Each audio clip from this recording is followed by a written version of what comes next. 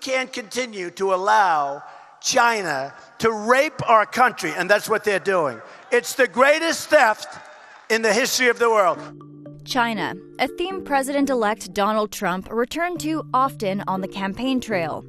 President Xi Jinping of China and Mr. Trump set a tone of, quote, mutual respect in a phone call Sunday night. But if Mr. Trump's earlier rhetoric is put in motion, U.S.-China relations look set for a seismic shift. Here are 3 things to watch. Number 1, currency manipulation.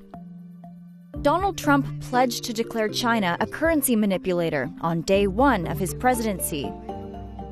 And unlike many of Mr. Trump's policy promises, his commitment to sanction China has been one of his most explicit. Countries have taken advantage of the United States like never, ever, ever before. They're money manipulators, they're currency manipulators. They cut the value of their currencies at points where, for some reason, we never, ever talk retribution. By itself, designating China a currency manipulator has little practical effect. But Mr. Trump could use the designation to justify costly fees on imports from China, which he has also promised. Number 2, tariffs.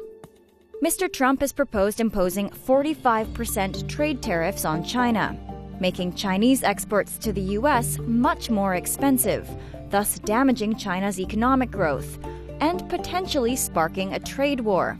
China could retaliate in the same way and damage the U.S. economy.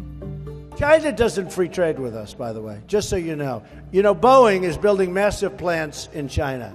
Be careful, because when they cut the value of their currency in 2 years after their plants are built, and you find out you're losing your business, not going to happen if Trump is president, that I can tell you.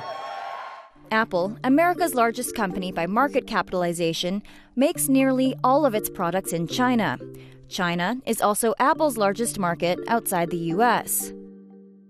It's also the world's largest auto market, and U.S. carmakers Ford and General Motors count on China as a major profit center. So the winners could end up being international competitors like Samsung, Airbus, and Volkswagen. Number 3, TPP. The Trans-Pacific Partnership is a trade pact between the U.S. and 11 other nations. Which is going to be worse than NAFTA, where all of the things that I've been talking about for years, monetary manipulation, it's what they do with the devaluation makes it impossible for our businesses to compete. All of these countries are going in, and believe me, China's lurking in the background. They're watching. They're not in it, but they're watching, and they're going to go in through the back in a couple of years, and they'll steal it all.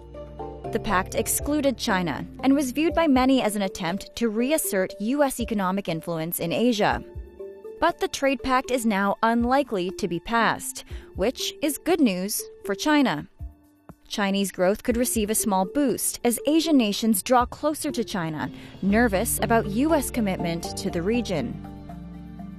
Early Monday, Mr. Trump's office said the president-elect believes that he and President Xi will have one of the strongest relationships for both countries moving forward.